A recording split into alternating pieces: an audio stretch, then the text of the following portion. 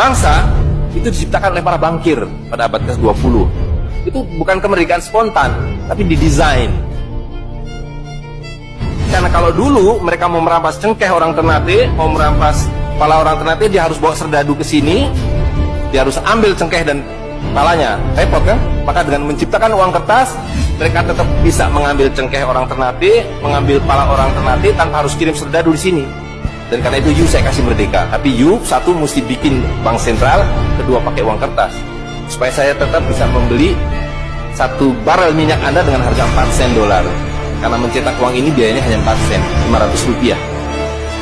Ya, jadi berapapun harta yang kita punya bisa dibeli dengan cara itu.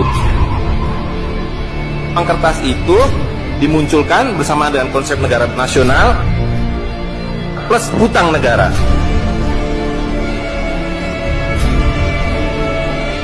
Jika para sultan berkuasa, para sultan berikan emas dan perak kepada rakyat.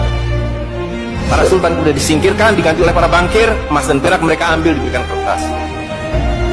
Itu yang terjadi dari abad ke-19. Dengan cara itulah kemiskinan dan pemiskinan dilakukan oleh para bankir.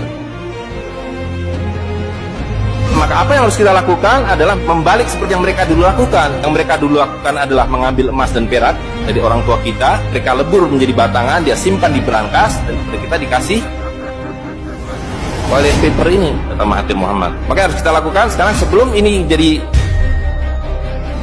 apa? Oncom. Lebih berharga oncom. Tukarkanlah menjadi emas dan perak, menjadi dinar dan dirham, dan kemudian gunakan untuk muamalah.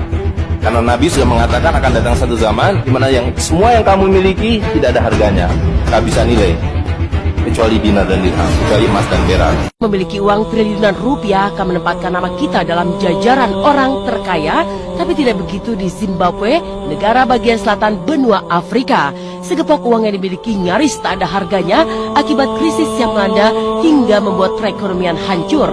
Tingginya tingkat inflasi mencapai 11.250.000% yang sempat melanda Zimbabwe membuat harga barang-barang di pasar merangsek naik tak terkendali.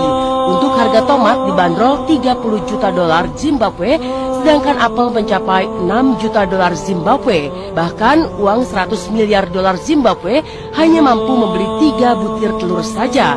Maka tak heran jika warga Zimbabwe harus membawa segepok uang ketika harus bertransaksi. Inilah ilusi yang lain, inilah sihir yang lain. Semakin besar uang Anda bukan semakin kaya.